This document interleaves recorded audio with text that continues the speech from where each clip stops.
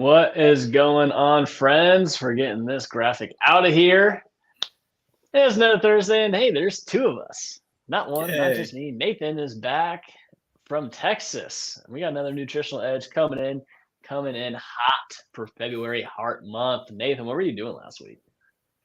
Oh, man, I was in Bells, Texas, which I had never been before. There's only 45, 50 minutes from my hometown of Greenville. I was doing a spiritual direction retreat, and man, it was really good.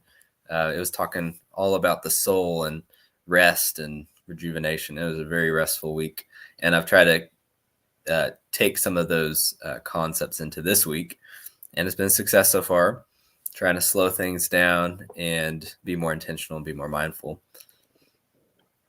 Okay, have you applied that towards your food at all? You've been eating some different stuff or what? Right as I got back, I had kind of a cold. I was getting over that. So nutrition has not been optimal. And then Madison kind of had a little bit, but she's back feeling better. So just getting over that. But no, I've kind of applied that to a couple different things, having more of a quiet time every day, and just not being in such a rush. So one of the concepts they talked about too, Bill Galtier had mentioned, when you're at a stoplight and we have such a fast paced society, like we're like, oh, can this thing be over? But actually taking that as an opportunity to just like breathe and notice and be thankful for a pause in your busy life. And so something that I might get annoyed at or just anxious about, I'm just try not to. Nice. That's good. I like that. Yeah, I was listening to a podcast I think last week, and the guy was saying like, what points of your day do you try to rush through, or do you try to like do other things because you don't want to wait for it? It's like Yeah. that's the part of your day that you need to address. And for me, it's commercials and also sitting at red lights. It's like that's when I whip out like my phone and stuff, and I just want it's like when you kill time, Yeah. those are the times where you need to figure out why you feel the need to kill time. Yeah.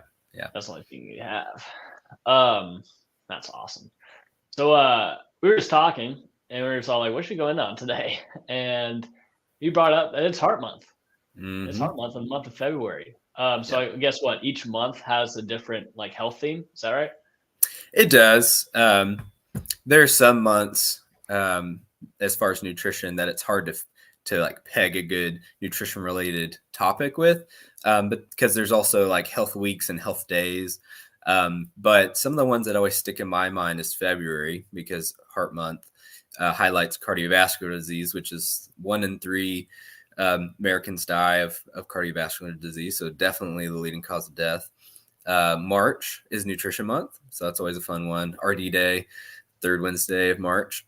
So if you want to send any gifts and plaques to me, and then what's Chiropractor Day? Do you have a Matter of week fact, or? day is every day. I don't Okay, I was like, you get a know. month. I don't get a Yeah, month. dude, Fair enough. it's every day of the year. It's Nice, chiropractor day. Come on. gotcha. Okay, good.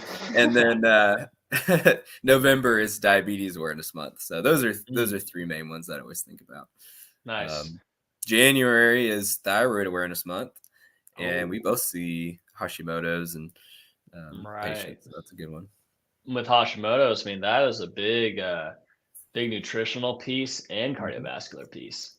Um, Yeah, yeah, both are super integrated in that. So yep. I'm actually kind of curious. Have you gone in on Heart Health Month in the past with like nutrition themes? Um, well, I mean, I when as far as blogs and creating content around Heart Month, I feel like I do that every year. That always comes up. Yeah.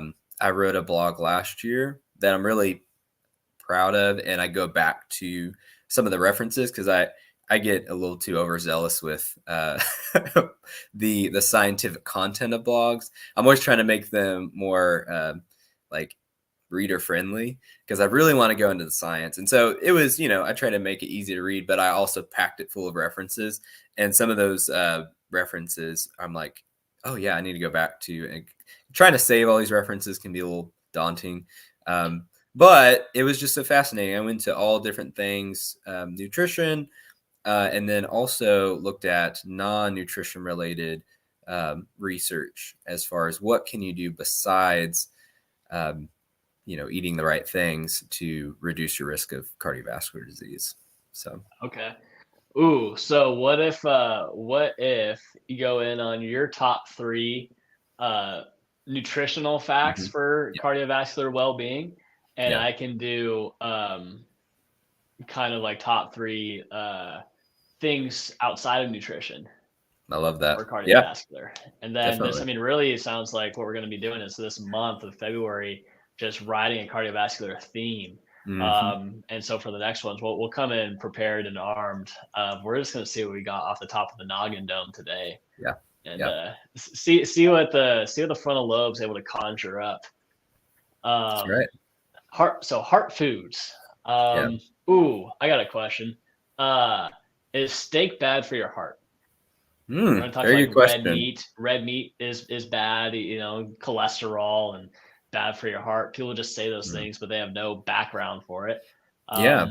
Is it bad?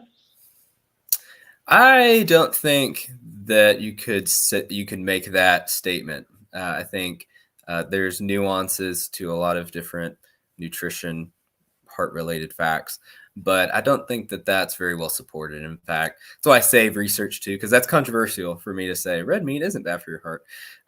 Inevitably, there'll be people and say, but I thought it was. And so, not to support that, I'm like, well, here's the research. Like, this is what I'm trying to interpret. I don't just want to back up my preference for liking steak. I'm Right. like, steak is good for me. I'm like, no, I actually want to see, is it? Because if it's not, then maybe I need to pick something else. I'm okay. I can give up something like that if it's really bad for me or limit it. And I do think that limits are good. Our body likes to maintain homeostasis, and the best that I can tell, people tend to feel best when they're in balance, when they're eating balanced, and not going towards the extremes. And people might feel okay with the extremes for a short period of time, but they're not usually sustainable. So, um, yeah, I think in general, steak is not bad for the heart, which begs the question: why do people say that in the first place? I think that's because of the cholesterol being made the enemy.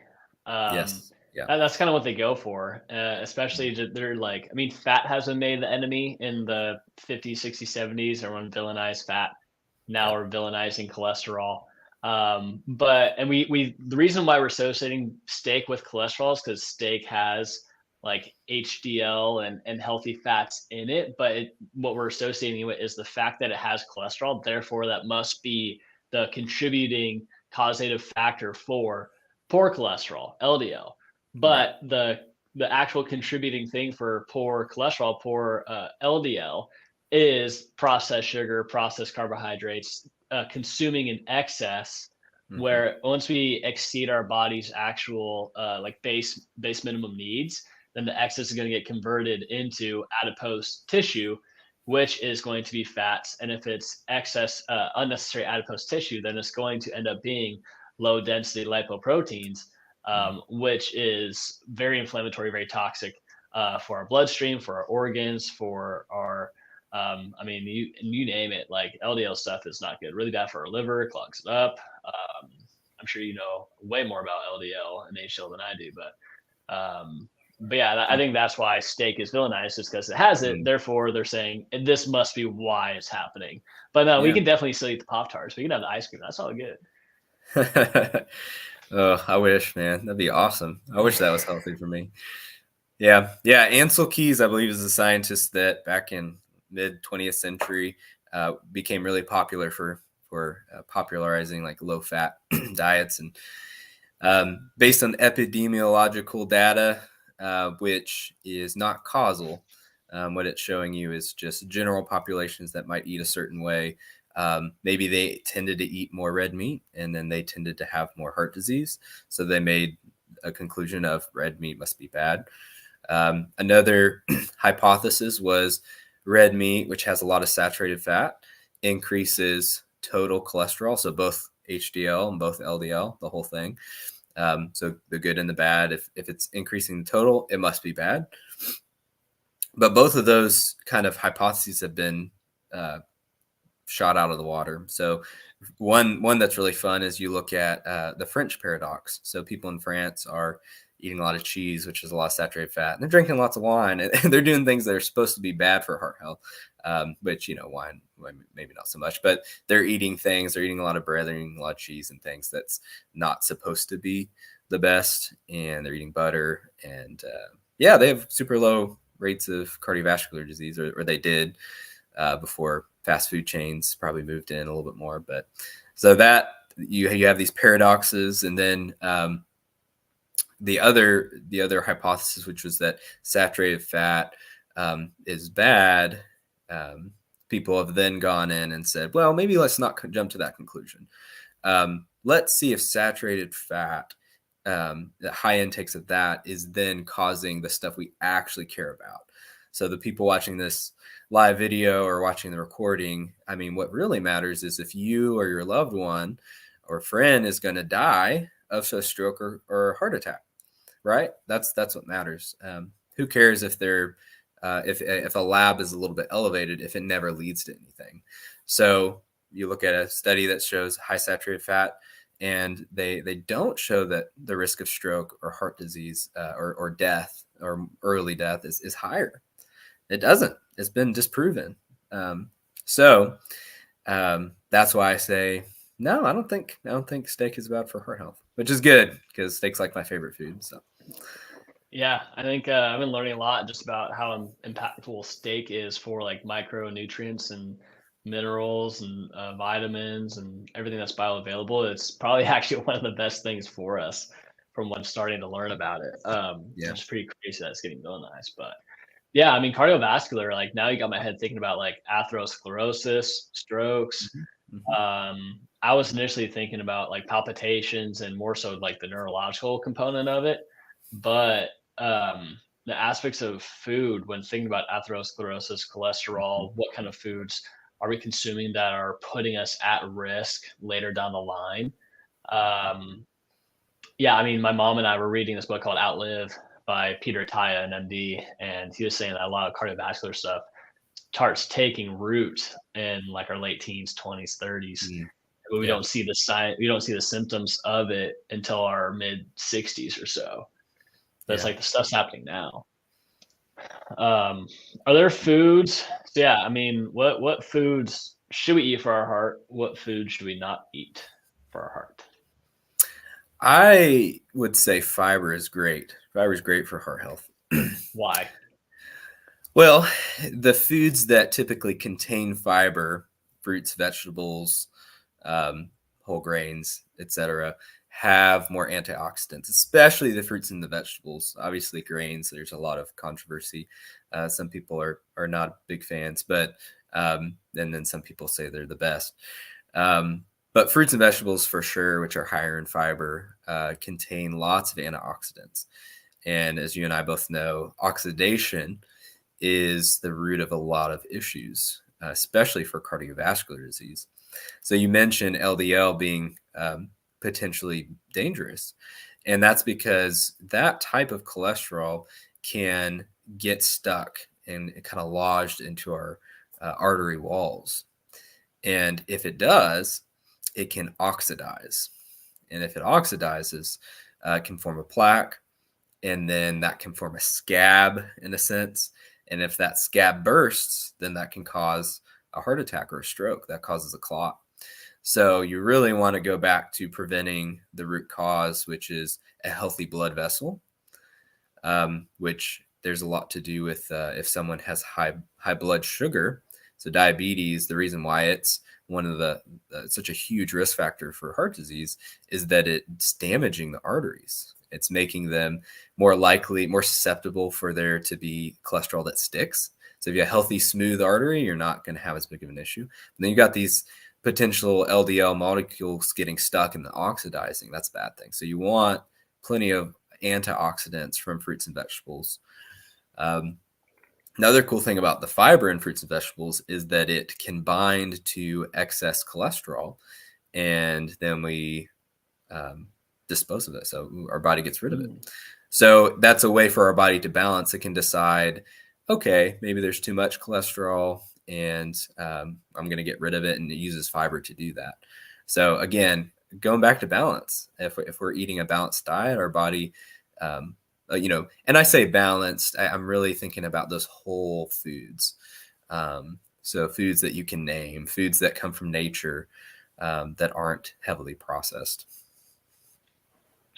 And so when we have people though who are potentially have inflammatory reactions to foods that quote unquote are antioxidants, Yeah. then then what happens? Because I mean, shoot, like we know someone that has an inflammatory reaction to blueberries. Blueberries Mm-hmm. are supposed to be the most antioxidant, powerful, potent puncher Yeah. of all time, and we know someone that can't eat it. Yeah, I So know. it's like, okay, I even thought about, okay, so like if fiber is a good thing to have, Yeah. because it clears up. I actually just learned stuff right there because it produces a lot of antioxidants, Mhm. and it also helps, the fiber itself helps clean up cholesterol Mhm. plaques Yep. that are Yep. on our arteries and veins. Um, how do we know if we are properly digesting and absorbing and getting those nutrients from the small intestine? Mm. Are there signs? Are there things people can look at, or is that, from my understanding, that's got to be purely objective? Yeah. So you're asking about, is there a way for someone to know if they're getting enough nutrients, if they're actually absorbing it in the small intestine and Yeah. getting what they need from the foods? Hmm. Yeah, I think one, I wish that there was a um, just comprehensive nutrition or micronutrient lab, and there are companies that will claim to have that, but it's really complicated. We talked one or two videos ago about how you can't look at your serum calcium level and know whether you're getting enough calcium. That would be great, but your calcium is in your bones. Only a fraction of a percent is in your blood. So one way would be a blood test that looks at certain nutrients, but other nutrients, then you would have to go in a little bit deeper. So it's a bit hard. So some of the ways that people will identify nutrient deficiencies is by the symptoms. So if someone is feeling tired, brain fog, and then you pair that with maybe a nutrient lab where their MCV and MCH is low, and their or MCV, MCH is high, and their hemoglobin's low, then all of those things make me think maybe it's B12. And then you have to dig in a little deeper, and they might have just told me, well, I just had endoscopy. I was diagnosed with gastritis, so my stomach's inflamed.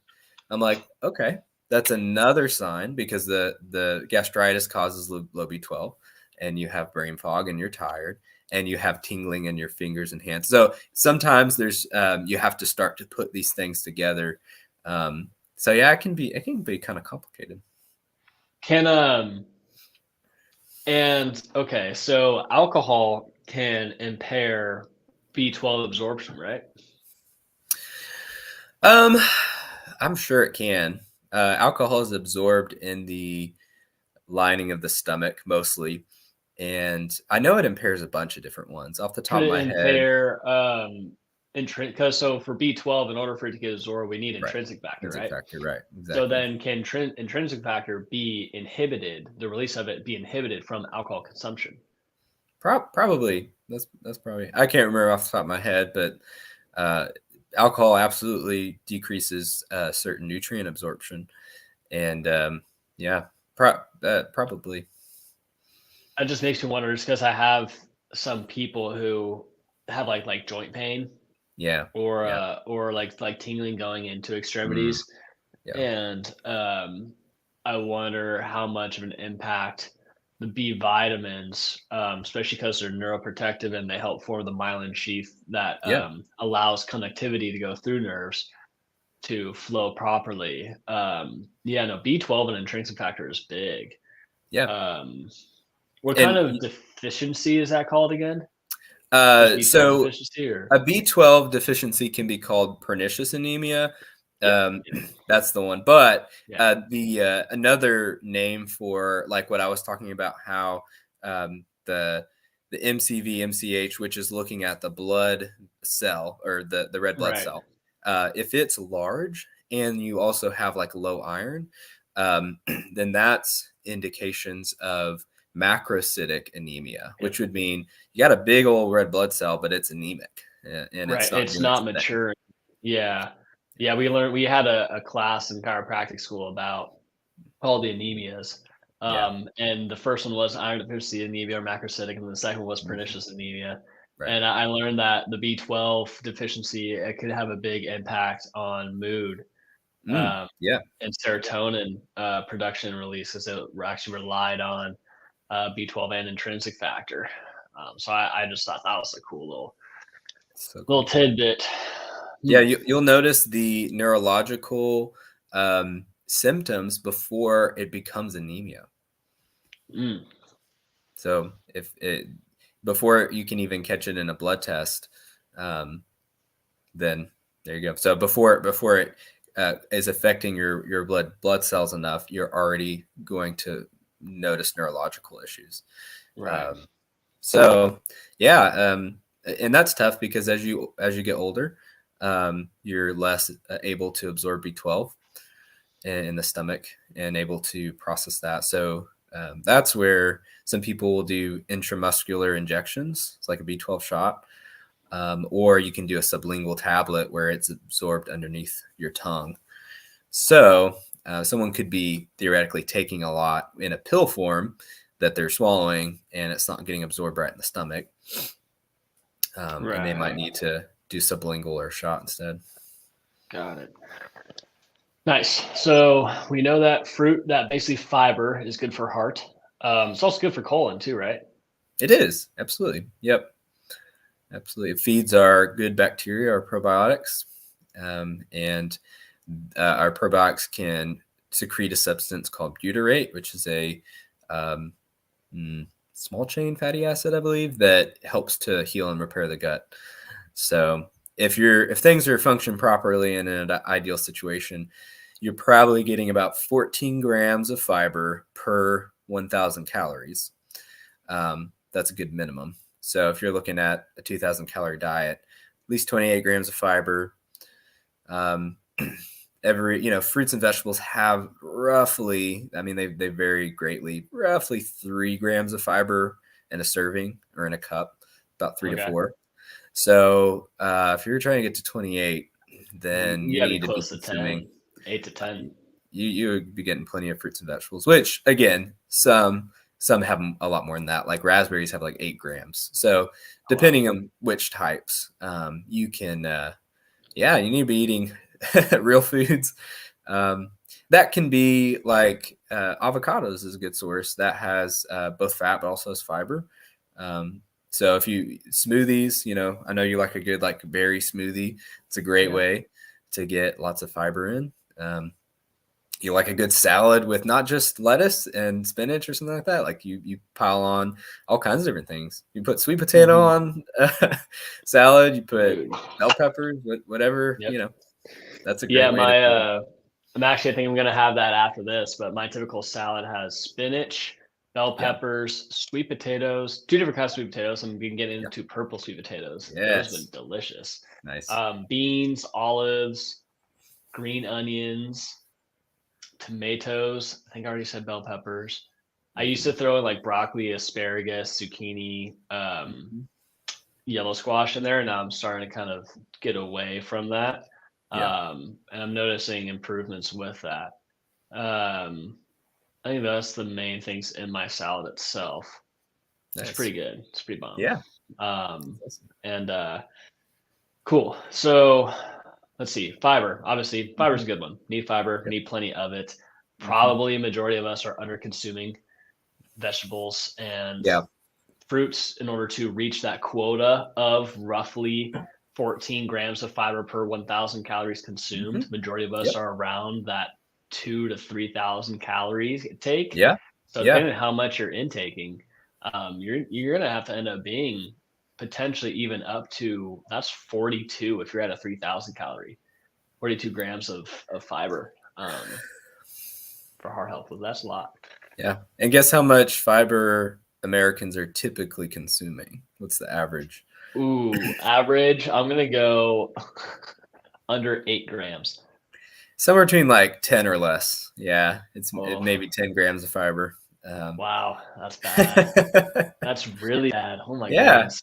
Yeah. It's low. Dude, it's like, what are you eating? Well, we know what they're eating. Yeah. They're eating the stuff on the shelves that we're. Chick-fil-A. Oh yeah, totally. Yeah. Well, I Um, mean, think about that too. Think about a fast food meal. Let's take like, I don't know, McDonald's. Um, the bun is refined, doesn't have any fiber. yeah. The meat in there's not going to have any fiber. Um, the condiments aren't going to have any. The fries have been processed, so there's going to be minimal. There's not going to be any of the giant soda. Yeah. I mean, there's no fiber. You're consuming like 1,000-calorie meal, and you're supposed to have like 14 grams of fiber, and you're having Cool. 0. And then Right. people wonder why we're having gut issues. Like, no wonder our stomachs hurt. Tough. That's tough. What other foods? What other foods we need to eat for our heart? What do you got?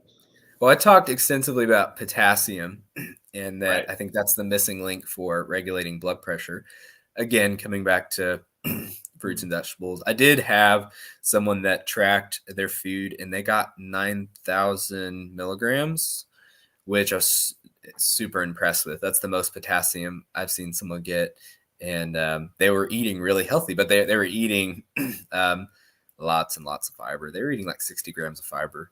Wow. But not everyone needs that much, and that can really mess someone up. So don't shoot for 60 grams of fiber right off the bat, because there can be other issues too with it really just depends on the person, and fiber can make things worse, et cetera, depending on that. But other foods, definitely fish is one that people miss out on. I'm a big fan of like salmon. Tuna is one that people choose really often. Sardines are extremely healthy, and everyone should give it a shot if they aren't allergic to fish. Sardines, canned in oil. I like Wild Planet's variety, and I like to put them on like some nutcrackers or something like that. Totally underrated. But yeah, I think fish is one that we're under consuming. So I know my mom a couple weeks ago, she wanted to know what's up with tuna and mercury, and how much tuna am I able to consume that's not gonna make me a poison metal waste bucket? It depends on the tuna. So chunk light tuna is the type of tuna that has a really low amount of mercury. But when you look at bigger tuna, like albacore and what was it, skipjack tuna, Skipjack. skipjack, yeah, not Yeah. skipjack, skipjack tuna, those are going to have higher mercury. So skipjack, albacore, those are ones that you're going to want to limit to like once a week. You're not going to have mercury toxicity with that once a week. I mean, I wouldn't worry about it. So like a tuna steak, once a week, once a month, something like that is not bad. But if you're consuming that every day, then it's possible that you could start to have symptoms of mercury toxicity. What are But symptoms of mercury toxicity? oh gosh, I don't remember all the symptoms. I believe that could be like fatigue, headache, upset stomach. But there's a lot of concern about autoimmune disease, as you know, about heavy metals or just Yeah. toxic substances, Probably one of the especially. biggest connections I've learned. Yeah, isn't that crazy? But one of the big fears is multiple sclerosis. So MS is there's a lot of concern about mercury in MS, and maybe that there's a link there. So if you're consuming chunk light, you probably could have it several times, multiple times a week without any issue. It has very low mercury. So yeah, it just depends on one, and that's the one that people are mostly consuming. So most people are fine. The size of the fish matters a lot. So the smaller the fish, typically the less mercury. So that's why like sardines have, which are little tiny fish. So, because the bigger fish are eating little fish, and then that mercury like Right. compounds in their system, Right. and so they store it. So with sardines, how can I make the sardines not give me bad breath? Because Grant gives me crap all the time after I eat sardines. I don't know that. Is there a way? I don't know. I was saying, I don't do even it for notice the it. omega-3s. I don't even notice it. I just walk back. I eat it outside because he'll definitely stink at the clinic, and then I come Yeah, back in, and Grant just goes, "Oh," it's like, "What the heck did you just eat?" And I'm like, "I have my sardines." He's like, "Oh, dude, that's bad." man, So I try for to your wait dinner till I'm meal. done. I try to wait till I'm done with patients to eat those. Yeah. So tough. Well, and other people don't want to heat it up at work. They're like, I don't want to eat up fish. I'm gonna be that guy that makes fish in the Oh microwave. People are gonna yeah. hate me. Dude. So in college, the college I went to had a lot of Asians. Hmm. So they're ripping fish, especially in the Hmm. dorms. So in the Yeah. dorms, they're heating fish up in the microwaves, and it's Yeah. just lighting the Mhm. whole hallway Yeah. up with Yeah. their fish, man. Oh, that Mhm. was tough. Yeah, so I'm allergic to salmon. It makes my throat Right. itchy. I actually have a hypersensitivity with that. Yeah. And so I do consume a lot of tuna. Mm. And I like Safe Catch. It says in the thing lowest mercury of any brand. So I'm like, okay. Mm. Yeah. Yeah. And then this week I bought solely sardines. Mm. So and definitely the ones that are in oil taste a lot better than the ones that aren't. I think the Yes. ones Oh that my I have right gosh. now Huge aren't difference. in oil. But are there any other kind of fish that have? I guess the main thing with those is that they have a high omega-3 uh, panel or quantity, right? Concentration. I do think that gives it an advantage. So your sardine, your salmon, which not for you, but salmon and tuna to a certain degree, um, mackerel. I want to say anchovies. They're really high in salt, but we talked about that. Get your potassium in. Yeah, those are the main ones that have a high omega-3 content. But I think other fish, so like whitefish, like cod and mahi mahi and those types of things are not bad either. They're still a good source of protein. So if you're trying to meet your protein needs, they have that. They have lots of micronutrients. So they might not be as abundant in omega-3s as like sardines, but I think they contribute to a healthy diet, and people should be getting at least probably 2-3 servings of fish in a week. And most people I talk to almost never eat fish. Yeah, But especially not in Arkansas. right, not just fry Yeah. catfish, right? Yeah, I mean, shoot, I don't blame them though. I mean, there's no big water source around here, so I don't know if I trust the fish in the market. But I'll Yeah. take those canned sardines and canned tuna when I can Hmm. get them. That stuff's good for Yeah. me too. Yeah. All right, so fish omega-3s, Hmm. omega-3s. I mean, those are anti-inflammatory. Hmm. Yeah. What are the other benefits of fish towards the heart? I think we've covered what types of fish, but why are fish beneficial for cardiovascular health? Mostly because of their levels of fat. So again, traditionally, fish has been always associated with heart health because it was low in saturated fat. So while that's been again kind of disproven, salmon has some saturated fat, so it's not completely devoid of it. So traditionally, it's been thought of, oh, it's low in saturated fat. That probably isn't why it's so healthy. It's probably because it contains omega-3s. It contains those unsaturated fats that are again anti-inflammatory.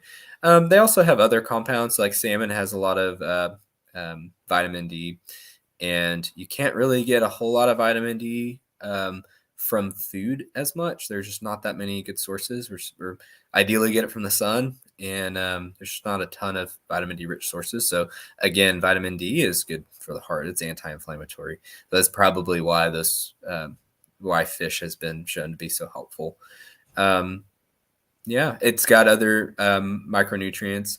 It's got a little bit of iron. It's got some zinc. It's got magnesium. Some of these different micronutrients that we need that are really abundant. That when you compare fresh sources of these fish versus maybe even their imitation counterparts, so imitation crab, which is a joke, and then fish sticks, things like that. Once you begin to process them, they're clearly not as healthy, and so yeah. Yeah, I think it comes down to the micronutrient content, the omega-3 fat content, why those fish are so healthy. Right. Okay. Last piece before we sign off and get back to taking care of people. Sure. What's food number 3? The third one.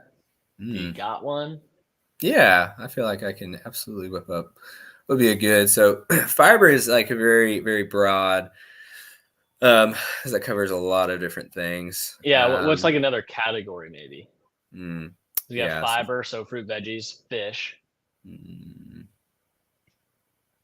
another good one. It's just so comprehensive. I feel like I should have done fruits and then vegetables in there. To give you the 3. Yeah. I think I've learned about nuts. Aren't nuts pretty good as well? Yeah, I guess I was thinking of them as like a fiber one. Yeah, I completely ignored nuts and seeds. Just completely hadn't talked about those at all. Yeah, it could definitely be a category. So nuts and seeds, again, fantastic micronutrient amounts.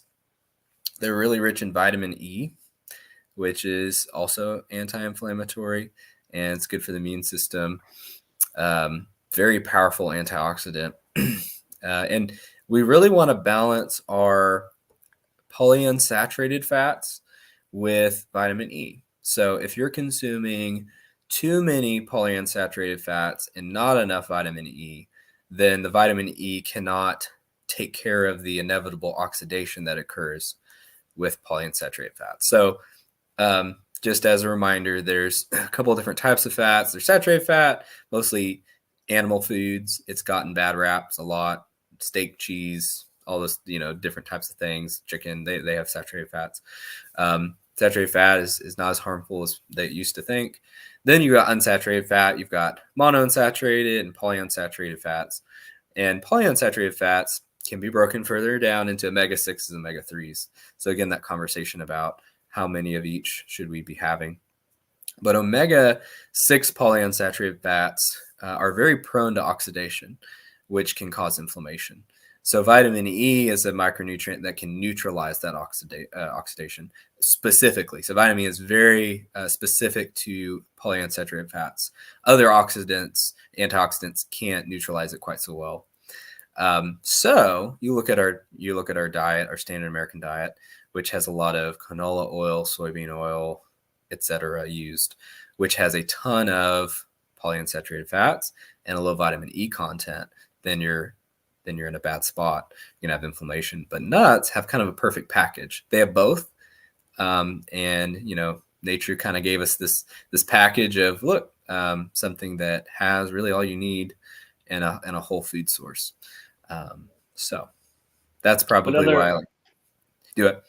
I was going to ask what non-nut foods have good vitamin E. Honestly, that's a good question. It's interesting how like nuts and seeds really do have a lot of that. Yeah, I can't tell you off the top of my head what has a lot of vitamin E other than like nuts and seeds or nut butters, etc. I don't know. Okay. But they do have. Dang it! You stumped me. You asked me a question. That's going to happen many times. But seeds as well. Also, I think super underrated. I don't see people eating a lot of seeds, but pumpkin seeds, great source of magnesium, fiber, etc. That pumpkin seeds have a good source of protein too. Yeah, so I love to make a good trail mix and nuts, seeds, dark chocolate chips. I wish I could say the same. Yeah. So tough. Oh man, that's good. Nice. I like that. That's good flow. That's good. So, I think we're gonna need to have a series where we start going in on the actual vitamins, what they do. Yes. Yeah. That would be and really good. even too, I think it'd be really beneficial for both of us to review amino acids. Yeah. The different amino acid types. Mm-hmm. So honestly, like for me, just hearing you talk, it's like my own little podcast that I'm like learning from. So I'm like, okay, like I just got the dose of what to do for my heart. Can't have one of the categories, but I'm starting to just get refreshing on a different lens of how to approach stuff that I learned back in school, 2 years ago or whatever, a year ago, year plus ago. Yeah. And just like how that role of that with cardiovascular and how that stuff helps. I totally forgot about antioxidants and fiber and clearing out cholesterol and omega-3s and potassium, and it's good to get refreshed on all that stuff for sure. So those are my takeaways. Yeah. I think I'm remembering the olive oil, which again has a lot of the monounsaturated, but also has polyunsaturated. I think olive oil is a good source of vitamin E, I believe. So again, kind of a good, more natural source of getting both. So those healthy fats and vitamin E. But yeah, cool. It's fun, man. It's it's fun. I get really excited when you can apply it, right? When you can apply it to life and you can say, okay, what does this do for me when I'm at the drive-through window? What do I do? What do I stay away from? It's like, what's the point of me having this? Right. Is this going to benefit me in the long run? Is this like unleaded fuel, or is this high octane, just petroleum? Yeah. 100%. Yeah. That's something I try to bring to the table with all my people is action steps. It's like, what can I actually do at home versus just, okay, I learned a thing. I know what it is. I don't know what to do with it.